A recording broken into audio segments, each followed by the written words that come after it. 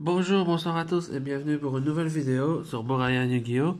Je suis votre hôte comme d'habitude et aujourd'hui, comme vous pouvez le voir, on se retrouve pour un deck profile de mon deck Ascend, ou Cendré en français.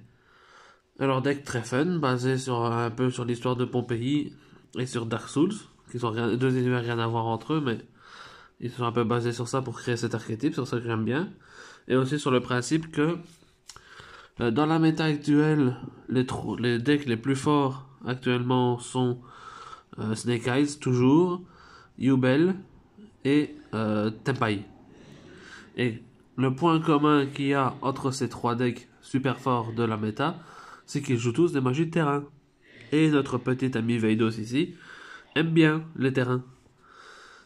Parce qu'il s'invoque sur le terrain adverse en détruisant un terrain dans une zone terrain. Donc que ce soit la nôtre ou celle de l'adversaire. Et donc du coup, quand on est first ou qu'on soit second, ben, si l'adversaire joue Snake Eyes, Jubel ou Tenpai, ben, on peut péter le terrain. Et déjà quand Tenpai c'est fort parce que du coup on peut répondre aux effets en mode phase. Enfin ils sont... Ces dragons feu sont affectés. Donc ça fait déjà un beau truc. Yubel ça détruit son trône qui est très fort pour le jeu parce que déjà à l'activation ça lui tuto une carte. Donc si on le fait à l'activation ça pop le terrain. Et Snake Eyes ben, ça lui enlève un extend supplémentaire.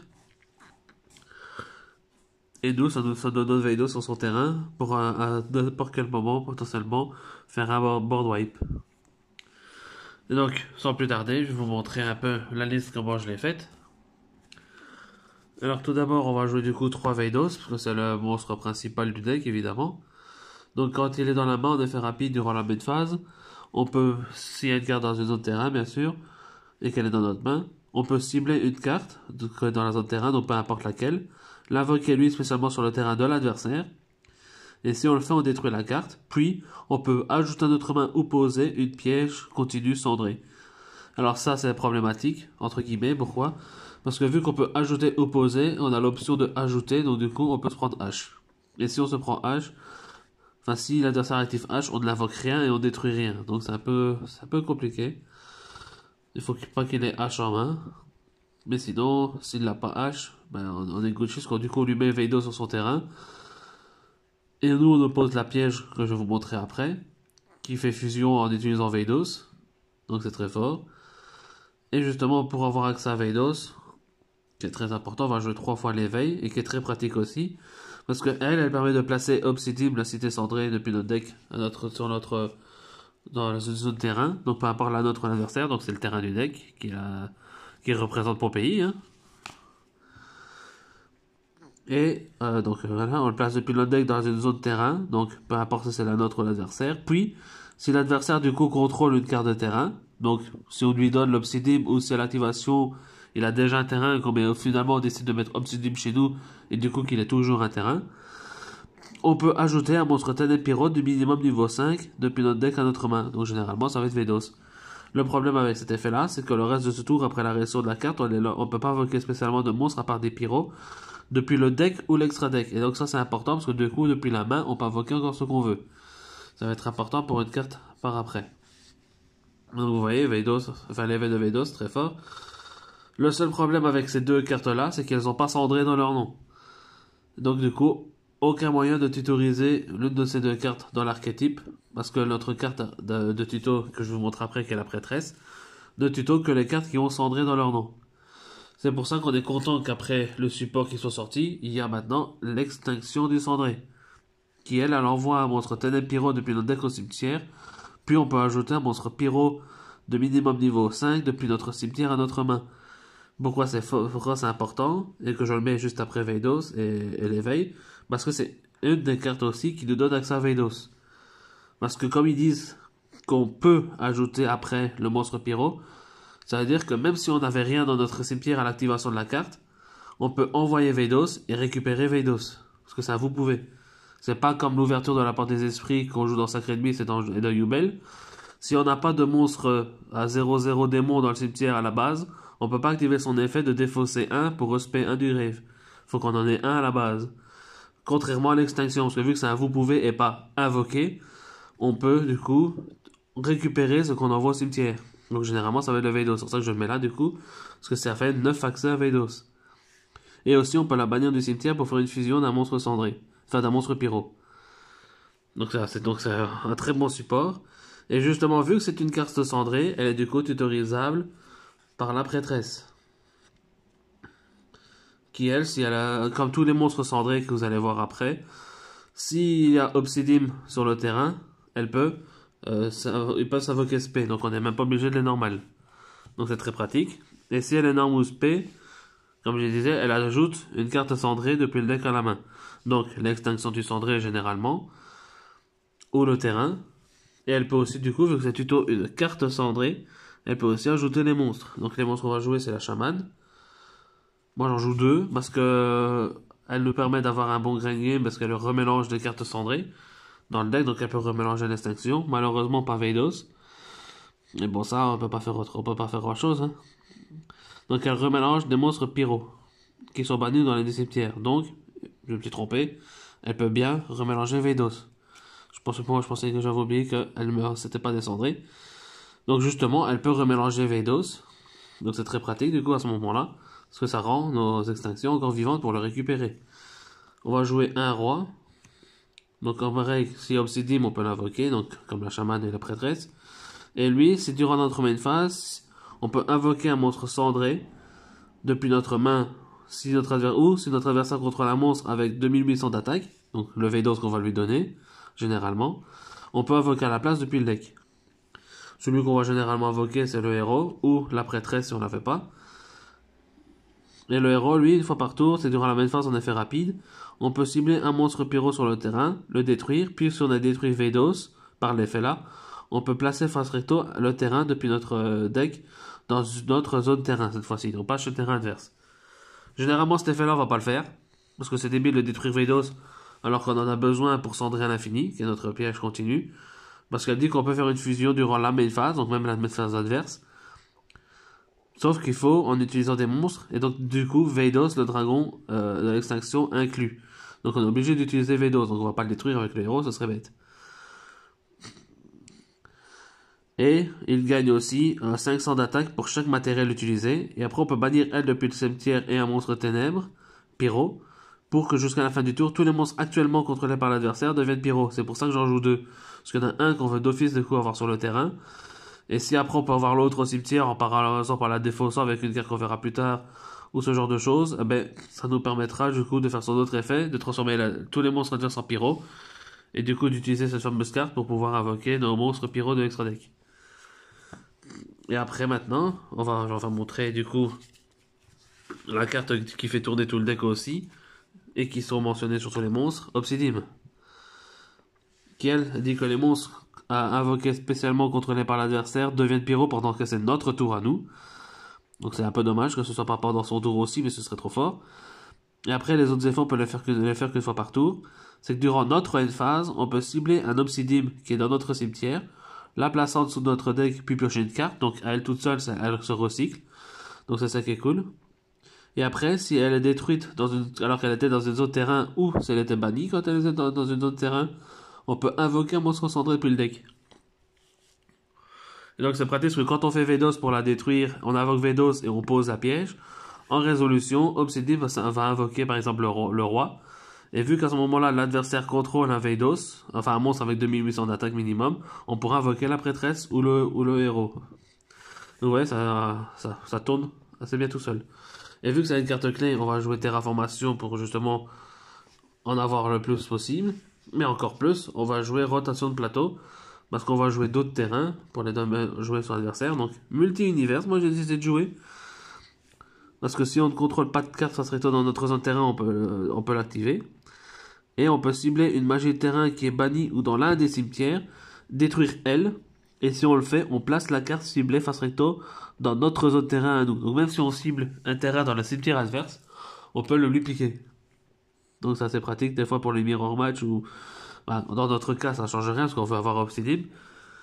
Mais si vous jouez par exemple ce terrain genre dans Yubel par exemple et vous n'avez pas le trône, ben vous activez ça.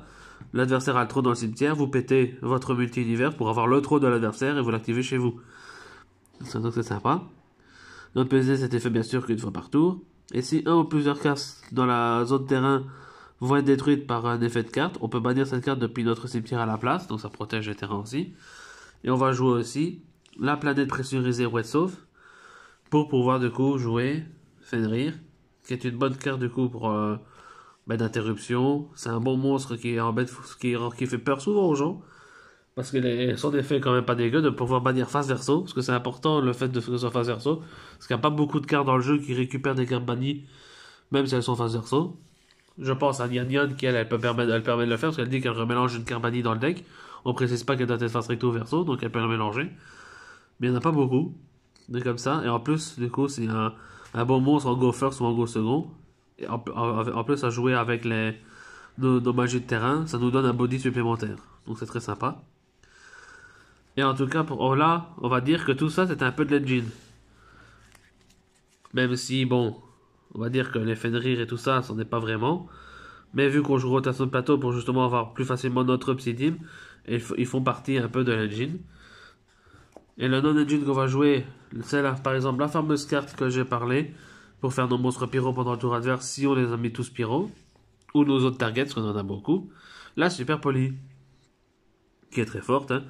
Et en plus, qui n'est pas une seule fois par tour. Donc si vous en avez plusieurs et que vous avez deux cartes en main, vous pouvez activer l'une, défausser, faire une fusion. Et après, activer la résolution, activer la deuxième. Si l'adversaire n'a bien sûr rien à faire. Et refaire une autre super poly. Donc c'est trop fort cette carte. Avant, elle était limitée à 1 ou voire bannie, je sais plus. Et maintenant, elle est revenue à 3 depuis longtemps. Mais ça montre déjà la force de la carte pour qu'elle soit bannie. Et après, on va jouer quand même quelques entraps parce qu'il en faut. Moi, j'ai décidé de jouer Ghost Ogre. Parce que je trouve que c'est une des meilleures entraps. Il y a beaucoup de très pas d'accord, mais moi je trouve qu'elle est meilleure que H. Parce que H empêche juste une tuto ou une spé. Mais je trouve que c'est souvent pas assez. Que si on a qu'une seule entrap en main, par exemple, je préfère avoir Ghost Ogre que H. Parce que H fait pas assez, je trouve, comparé à Ghost Ogre. Parce qu'elle, au moins, elle gère ce qui est face recto, qui est continu. Et qui doivent être sur le terrain pour résoudre leurs effets. Je pense par exemple aux magies de terrain ou aux magies continues qu'on peut jouer par exemple dans Yubel. Vous faites ça Ghost Dog sur Pain, quand elle active l'effet de Pain. Mais l'effet non seulement Pain n'est plus sur le terrain, donc Yubel, vous n'êtes plus obligé d'attaquer Yubel et vous prenez plus les dommages. Mais en plus, il n'a pas sa tuto. Donc c'est très fort, je trouve, et je trouve que c'est meilleur du coup que H. 3 Mourner, qui est aussi sympa pour justement aider au time aussi. Parce que vu que c'est l'adversaire lui-même gère son propre monstre, il va prendre des dommages. Et bien sûr, Impem qui rajoute, se trouve une des meilleures entraps du jeu. C'est pas la meilleure. Et c'est tout pour le main deck. Si je me souviens bien, c'est un beau petit 40. Mais il y a peut-être 41, voire 42, mais ça m'étonnerait parce que j'ai réduit le deck au maximum. Et maintenant, on va partir au side, parce que je préfère finir par l'extra deck, personnellement. On va jouer encore plus d'entraps un peu, avec 3 Nibiru. Je trouve que c'est une des meilleures entraps aussi du jeu, depuis que c'est sorti. C'est très consistant. Elle est toujours main ou side. C'est rare qu'elle n'est pas dans les decks. Même s'il y a généralement son format, mais ici c'est un très bon format pour elle, parce que tout le monde a VoxP facilement. Surtout que maintenant qu'il y a le nouveau... il faudrait peut-être le remplacer, peut-être. Et là je suis encore pas très sûr, parce que c'est pas assez fort par la petite pieuvre. Mais bon, 60 balles pour une seule fois la carte. Je préfère jouer 3 Nibiru. Et 3 Drolls. Comme ça fait plus d'entraps aussi. Et je trouve que c'est des entraps qui font passe-tour généralement plus facilement que la meule chemise, je sais plus comment son nom là, la petite pieuvre qui est un genre de maxé. Ensuite, de Lightning Storm et un plumeau pour un peu les decks back row. 3 barrières d'hymne pour le go first. Dites fusion synchro qu'on t'aime pas, il peut faire ses liens parce que généralement il en aura pour justement jouer autour de ça, mais ça va quand même l'embêter. Par exemple, vous dites même sur Yubel, vous dites fusion, il sait plus faire son fantôme. Donc c'est très pratique aussi, dans un sens. Il n'y a que contre Snake Eyes qui c'est un peu chiant parce qu'il ne fait pas beaucoup de... À part des liens, il fait pas grand chose dans l'extra deck. La plupart du temps, en fonction de justement quelle version de Snake Eyes. Mais la version généralement la plus jouée joue pas beaucoup de cartes hors lien. Du coup contre lui ça ne sert pas grand chose. C'est pour ça que contre lui il faut plus jouer l'art démon simule. Mais bon, je préfère du coup jouer la livre de l'éclipse. Qui a aussi une bonne carte, je trouve, dans le format actuel de tout mettre face verso. Parce qu'ils doivent envoyer leurs cartes au cimetière, et je ne suis pas sûr ce qu'ils doivent les envoyer alors qu'elles sont face recto. Mais dans tous les cas, ça fait des bonnes interruptions, peu importe le deck en face. Donc, j'aime beaucoup cette carte. Même si, si on le fait pendant le tour adverse, ben, il va piocher du coup à la fin du tour. Ça reste quand même une bonne carte de gestion, je trouve. Et pour le set, du coup, c'est terminé. Pour l'extra deck, on va jouer 2 Braise du Cendré. Donc lui demande juste 2 pyros. Et s'il est invoqué par fusion, on peut cibler une magie de terrain dans notre cimetière pour la récupérer. Donc ça va généralement être Obsidian. Mais on peut récupérer Ruetso s'il a été détruit ou le multi-univers aussi, si on l'a pas banni. Et au début de la damage step, si elle combat un monstre pyro de l'adversaire, donc ça, vu que c'est pendant notre tour, tous les monstres de l'adversaire sont pyro si on est Obsidian. Pas l'oublier. On peut détruire le monstre qu'il attaque. Et si on le fait, cette carte peut faire une seconde attaque. Donc ça c'est sympa. Même si on le fait pas beaucoup. L'autre monstre qu'on va jouer de l'archétype, c'est bien sûr le Veidos. Parce qu'avec la piège, on va généralement faire lui. Parce que, faut pas oublier, ça c'est vrai que j'en ai pas parlé. Mais Veidos, s'il quitte le terrain adverse pour aller dans notre cimetière, il fait trou noir. Donc c'est un peu chiant. Si on joue d'autres monstres, par exemple, que Veidos, et qu'on fait l'effet de Veidos à ce moment-là, ben, on n'a plus de monstres nous. Alors que si on joue lui, on aura lui au moins, parce que lui, il n'est pas affecté par les effets de monstres. Enfin, non destructible par effet de carte plutôt. Mais il n'est pas ciblable par effet de monstre. Par l'effet de monstre de l'adversaire, évidemment. Donc ça permet de jouer autour du board white de Veidos. Et en plus, Veidos lui détruit tous les monstres. Et lui, s'il est invoqué par fusion, on détruit toutes les magies pièges contrôlées par l'adversaire. Donc là, Veidos détruit tous les monstres, donc même les nôtres. Par contre, lui détruit que les magies pièges adverses. Donc avec la piège justement qu'on joue, ça va très bien avec. Pour ça qu'on le joue. On devrait peut-être le jouer plus de fois vu qu'on peut potentiellement aller au grind avec le deck. Donc, mais vu que c'est un pyro, si jamais il est détruit, on peut le remélanger dans le deck avec la chamane. Donc potentiellement, c'est pour ça que je joue 2 chamanes, parce qu'au grind du coup elle permet de bien s'en tirer. Et après du coup on a toutes les targets super polis, autres que plus génériques, à savoir 2 Garura, parce que je trouve que c'est celui qui est plus facile à faire. Après, un bout de dragon des marais, un golem de terre, pour jouer contre Snake Eyes avec... généralement, il fait son board avec Apollousa, IP, etc. Donc, OSP, donc parfait pour jouer le golem de terre. Dragostapelia pour Broden. Yubel, le protecteur affectueux éternel, pour jouer justement contre Yubel. Très pratique. Et après, on joue la Banshee. Parce que si potentiellement, si on n'a pas notre Veidos, mais qu'on a Obsidian, ben, et qu'on a la prêtresse, donc prêtresse plus Obsidian en main, mais on active Obsidian, spé prêtresse, effet prêtresse, par exemple plutôt chaman, spé chaman parce qu'on contrôle un terrain, enfin on contrôle Obsidian, vous overlay les deux pour faire la Banshee, et après du coup la Banshee peut tuto un pyro, donc elle va tuto Veidos. Et comme ça, vu qu'on a notre Obsidian, on peut faire l'effet de Veidos, détruire Obsidian pour l'invoquer sur le terrain adverse, poser la piège et faire l'effet d'Obsidian pour après invoquer un héros, enfin un roi qui va invoquer du coup le héros. Vu qu'on a déjà invoqué prêtresse, ça sert à rien de la réinvoquer. Donc vous voyez un peu que ça permet de débloquer des situations où on n'a pas Veidos. Et après on a le package lien, feu, à savoir Ita et Dark. Parce que nous on joue beaucoup de nos monstres pyros en Dark. Donc ça c'est très fort, on peut le jouer facilement nous. Et contre Snake Eyes, il y a la Diable Star, donc on pourra reborn la Diable Star. Et partir sur la princesse prométhéenne, qui va reborn un monstre, et donc du coup va partir sur le Raging Phoenix, qui permet après de partir sur The Atlantis. Donc voilà un peu l'extra deck. Je pense qu'il n'est pas dégueu, il est facilement changeable, parce que par exemple si vous jouez pas super poli, ben, toutes ces targets là vous allez les enlever, donc vous pouvez mettre plein de trucs derrière. Potentiellement doubler ou tripler certains, enfin les monstres Ashen pour pouvoir jouer prospérité dans le main deck et donner plus de consistance encore. Mais personnellement, je trouve que comme ça, c'est déjà correct, on va dire. Ça pourrait être mieux, mais ça reste assez correct.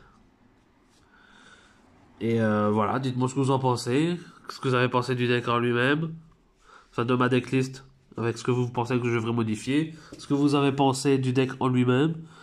Est-ce que vous pensez que c'est un bon petit deck, entre guillemets, pour s'en sortir dans la méta actuelle ou dans des méta futures, etc. Et si vous voulez voir d'autres deck profiles, n'hésitez pas, dites-moi en commentaire ce que vous pensez que je pourrais vous présenter et que j'aurai dans ma collection. Ou ce que vous voudriez voir potentiellement, et peut-être que si je l'ai, je vous le présenterai. Et sur ce, je ne vous dérange pas plus. Merci d'avoir regardé. Et on se retrouve bientôt pour un autre deck profile ou autre contenu Yu-Gi-Oh! Peace les potes.